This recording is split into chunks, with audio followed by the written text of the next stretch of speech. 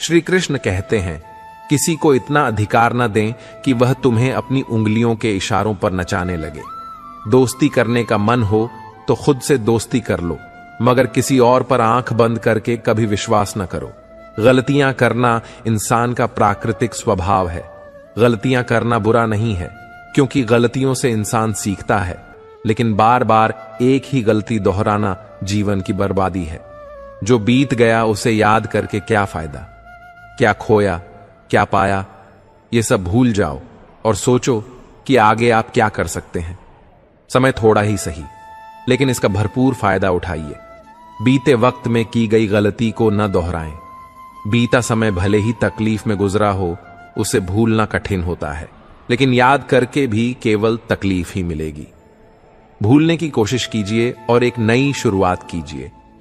खुशी भीतर से आती है, इसे बाहर खोजने में अपना कीमती समय व्यर्थ न करें। जब आप भीतर से हार मान लेते हैं, तभी आपके असफल होने की संभावना बढ़ जाती है। हमारे जीवन में सकारात्मक विचारों की बड़ी भूमिका होती है। सकारात्मक विचार हमेशा सकारात्मक परिणाम लाते हैं। अपनी कामयाबी का सपना देखिए। रास्ते में बहुत सी छोटी छोटी विफलताएं मिलती रहेंगी।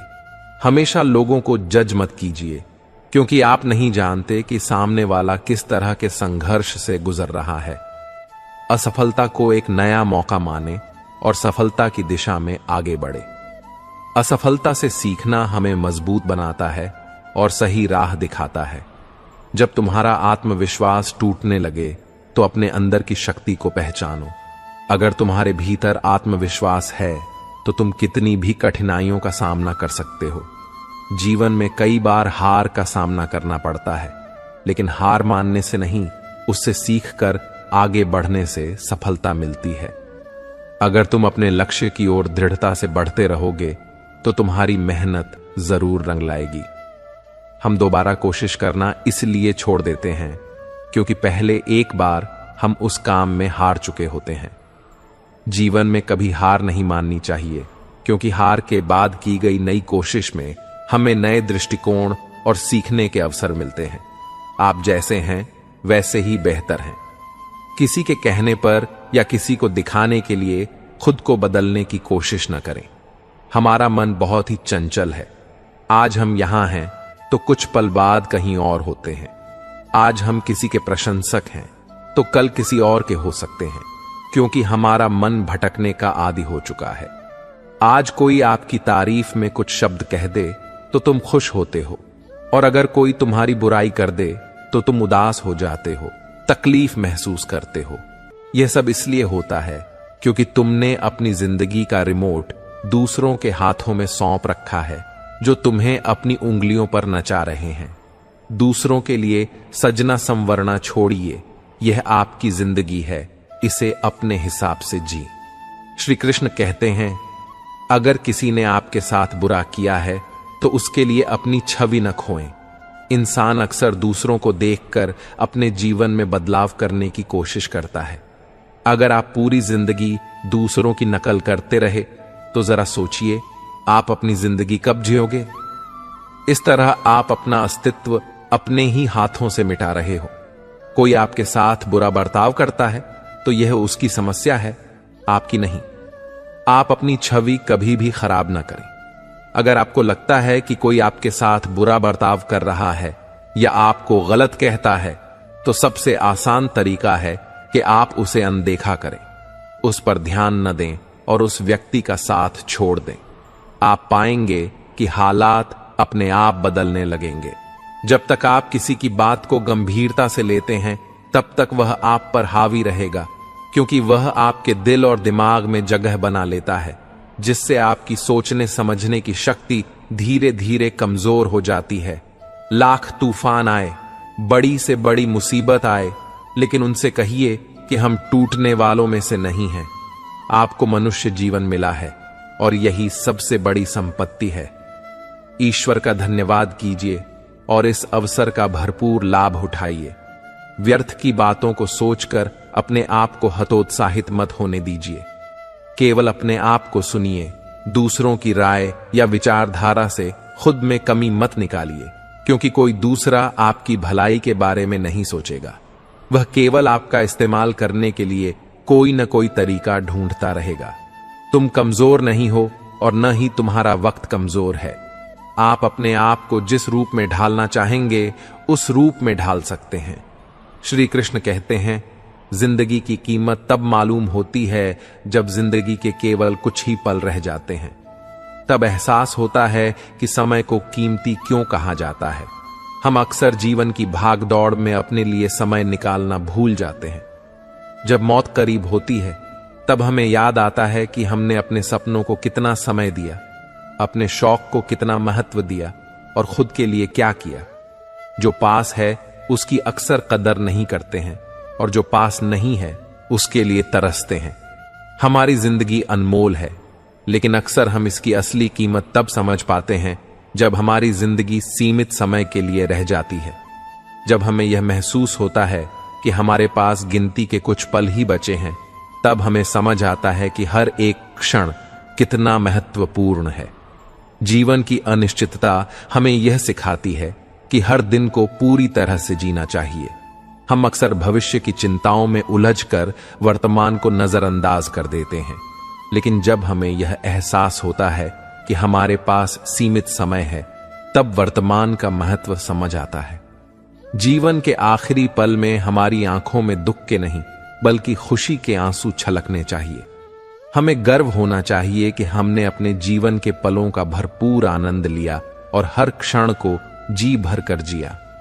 जीवन के अंत में हमें इस बात का संतोष होना चाहिए कि हमने किसी का दिल नहीं दुखाया, बल्कि सबके साथ खुशियां बांटने में सफल रहे। हमारे जीवन की सच्ची सफलता यही है कि हम दूसरों के जीवन में खुशी और सकारात्मकता ला सके। इसलिए ऐसा जीवन जिएं कि अंत में आपको अपने आप पर गर्व हो और आप अपने किए हुए अच्छे कामों को याद करके मुस्कुरा सकें। इस दुनिया से हम एक भी चीज साथ नहीं ले जा सकते, लेकिन हम इस दुनिया में बहुत सी ऐसी यादें छोड़ सकते हैं जो आने वाली पीढ़ियों के लिए कामयाब और प्रेरणादायक साबित हो सके। हमारा उद्देश्य केवल खुद को सफल बनाना नहीं होना चाहिए, बल्कि अपने काम और जीवन से दूसरों को भी प्रेरित करना चाहिए। जब हम दूसरों के जीवन में सकारात्मक बदलाव लाते हैं और उनकी भलाई के लिए काम करते हैं, तब हमारी वैल्यू और जीवन की अर्थपूर्णता बढ़ जाती है। इसलिए ऐसा काम करें जो यादगार हो और आने वाली पीढ़ियों के लिए प्रेरणा का स्रोत बने। एक समय की बात है, गुरुकुल में पढ़ने वाला एक शिष्य जिसका गुरुकुल में अंतिम दिन था।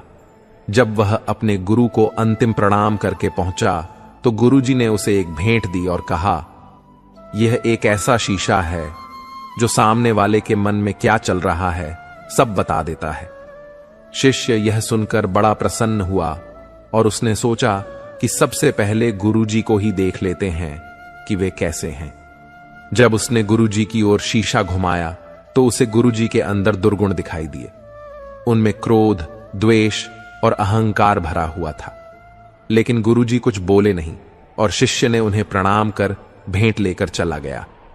शिष्य ने सोचा, कैसे गुरु हैं जिन्हें मैंने अपना आदर्श माना और इनके अंदर ही इतने सारे अवगुण भरे हुए हैं। वह इन विचारों से निराश होकर गुरुकुल से बाहर आ गया। रास्ते में उसे उसका दोस्त मिला। उसने सोचा कि दोस्त की परीक्षा ले लेते हैं। उसने अपने दोस्त को भी उस शीशे में देखने को कहा और देखा कि दोस्त के अंदर भी बहुत सारे अवगुण थे। उसका भरोसा टूट गया। फिर वह एक रिश्तेदार से मिला। शिष्य ने जब अपने रिश्तेदार को भी शीशा दिखाया और उसमें भी अवगुण देखे, तब उसका भरोसा संसार से धीरे धीरे उठने लगा।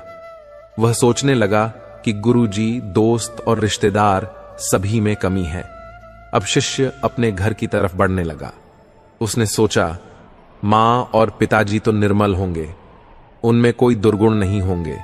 मेरे पिताजी तो समाज में प्रतिष्ठित हैं।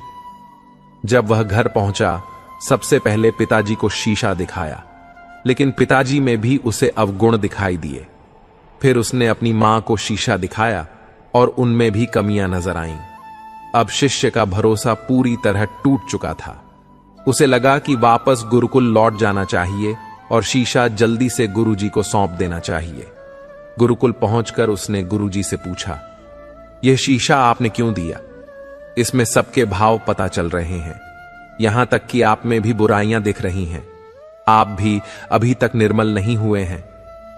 शिष्य की बात सुनकर गुरुजी जोर जोर से हंसने लगे और कहने लगे, कुछ देर रुको। फिर उन्होंने वह शीशा शिष्य की ओर घुमाया और कहा, अब अपना चेहरा देखो।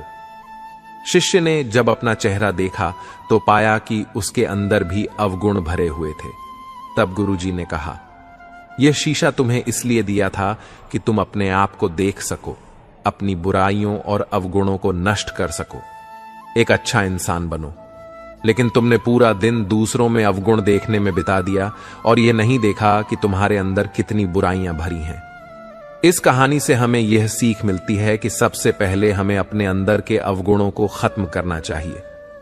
जब हम अपने अंदर के दोषों से मुक्त हो जाएंगे, तब दुनिया हमें निर्मल दिखाई देगी। श्री कृष्ण कहते हैं, वह इंसान आपका मोल कभी नहीं समझ पाएगा जिसके लिए आप हमेशा हाजिर रहते हैं। भले ही मुझ में 100 खामियां हों, मगर एक जिद भी है जिन्हें मैंने अपना माना है, उन्हें आज तक पराया नहीं किया। क्रोध करने से सारे काम बिगड़ जाते हैं। केवल काम ही नहीं, क्रोध से रिश्ते भी बिगड़ जाते हैं। इसलिए खुद को शांत और संयम में रखने की कोशिश करें। कान्हा कहते हैं, जिस प्रकार तेज हवाएं जहाज को विचलित कर देती हैं, उसी प्रकार मानवीय इच्छाएं तर्क को नष्ट कर देती हैं और लोगों को अपने रास्ते से भटका देती हैं। जो जितना शांत होता है वह उतना ही खतरनाक होता है। आप जितना सोचते हैं, लोग उतने गलत नहीं होते, बस सबका सोचने का तरीका अलग होता है। रिश्तों के बगीचे में एक रिश्ता ऐसा होना चाहिए जो सीख भले ही कड़वी दे, पर तकलीफ में मरहम का काम करता हो। हृदय से जो दिया जा सकता है वह हाथ से नहीं, और मौन से जो कहा जा सकता है वह शब्दों से नहीं। समय और भाग्य दोनों परिवर्तनशील हैं, इसलिए इन पर कभी अहंकार नहीं करना चाहिए। सुकून संसार की सबसे महंगी वस्तु है जो केवल प्रभु की भक्ति से मिलती है। ध्यान का अर्थ है भीतर से मुस्कुराना, और सेवा का अर्थ है उस मुस्कुराहट को औरों तक पहुंचाना। श्री कृष्ण कहते हैं, जो इंसान केवल अपने लिए जीता है उसका एक दिन मरण होता है, लेकिन जो इंसान दूसरों के लिए जीता है उसका सदैव स्मरण होता है। जब जन्म और मृत्यु दोनों ईश्वर की मर्जी से होते हैं, तो इन दोनों के बीच का समय हमारी मर्जी से कैसे हो सकता है? यह आवश्यक नहीं कि हर स्थान पर हम जवाब दें। कुछ बातें भगवान के हवाले भी कर देनी चाहिए, क्योंकि जब भगवान उत्तर देते हैं तो सारा संसार मौन रहकर सुनता है। हमें क्या करना है और कैसे करना है, इसका बेहतर फैसला करने के लिए सबसे पहले यह जानना बहुत जरूरी होता है कि हम कहां हैं और किधर जा रहे हैं।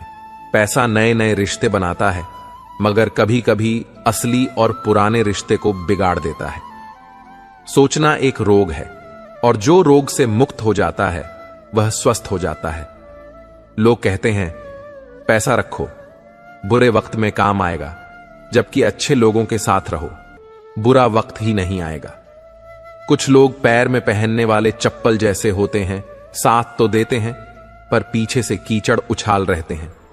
वह जिंदगी बेशक मुश्किल होगी जहां पैसा नहीं होगा, लेकिन वह जिंदगी नरक होगी अगर पैसे की चिंता में आदमी डूबा रहेगा। इससे वह जिंदगी के इस वरदान को पैसे से लेकर उसका महत्व खत्म कर देगा। इसीलिए जीवन में परोपकारी बनो। आसान जिंदगी भले ना मिले, लेकिन पैसे के साथ मुफ्त में मिलने वाली चिंताओं से जरूर बचो। कहने का मकसद सिर्फ इतना है, पैसे बेशक कमाओ, बस ना तो चिंता करो और ना ही अपने सुकून को भूलो। लिखी हुई किस्मत भी पलट जाती है। श्री कृष्ण कहते हैं, अगर माथे के पसीने में बहाव आ जाए तो जीवन में इतना सबक तो मिल गया कि फिक्र में रहोगे तो खुद जलोगे, बेफिक्र रहोगे तो दुनिया जलती रहेगी। किसी भी मनुष्य की वर्तमान स्थिति देखकर उसके भविष्य का मजाक मत उड़ाओ, क्योंकि समय में इतनी शक्ति है कि वह एक साधारण से कोयले को भी धीरे धीरे हीरे में बदल सकता है। ईश्वर का निवास कण कण में है। छोटे से छोटे जीव के हृदय में भी ईश्वर का वास होता है। किसी जीव को कष्ट का अनुभव होना ईश्वर को कष्ट का अनुभव कराता है। अर्थात किसी भी जीव को कष्ट देकर आप अपने ईश्वर को खुश कैसे देख सकते हैं? श्री कृष्ण कहते हैं, अपने दुखों के लिए संसार को दोष मत दो, अपने मन को समझाओ। तुम्हारे मन का परिवर्तन ही तुम्हारे सभी दुखों का अंत है। श्री कृष्ण कहते हैं, परिस्थितियां चाहे कितनी भी खराब हों, हमेशा एक जैसी नहीं रहती, बदलती अवश्य हैं। इसलिए मनुष्य को हिम्मत नहीं हारनी चाहिए। ईश्वर कभी भी किसी व्यक्ति के साथ नाइंसाफी नहीं करता। वह उसको वही देता है जिसके वह लायक होता है। कोई नहीं देगा तेरा साथ यहां, तुझे लड़ना भी खुद है और संभलना भी खुद है। हे अर्जुन, व्यक्ति जो चाहे बन सकता है यदि वह पूर्ण विश्वास के साथ अपनी वांछित वस्तु पर लगातार चिंतन करता है। मन के हारे हार है और मन के जीते जीत।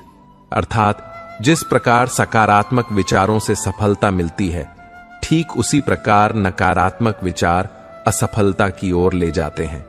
क्योंकि जैसा हम सोचते हैं वैसा ही हम बन जाते हैं, और अपने विचारों के माध्यम से ही हमें नकारात्मक और सकारात्मक परिणाम मिलते हैं। इसलिए अपनी सोच को हमेशा सकारात्मक रखना चाहिए। श्री कृष्ण कहते हैं, भय, राग, द्वेष और आसक्ति से रहित मनुष्य ही इस लोक और परलोक में सुख पाता है। परिवर्तन तो संसार का नियम है। जिसे तुम मृत्यु समझते हो वही तो जीवन है। एक क्षण में तुम करोड़ों के स्वामी बन जाते हो और दूसरे ही क्षण में तुम दरिद्र हो जाते हो। मेरा तेरा, छोटा बड़ा, अपना पराया मन से मिटा दो, फिर सब तुम्हारा है और तुम सभी के हो जाते हो। जहां कोशिशों का कद बड़ा होता है वहां नसीबों को झुकना ही पड़ता है। उड़ना सीखो, खूब उड़ो, बिंदास आसमान को छू लो, लेकिन सिर्फ उतना ही जहां से जमीन साफ साफ दिखे। अंदाज कुछ अलग है मेरे सोचने का। सबको मंजिल का शौक है और मुझे सही रास्तों का।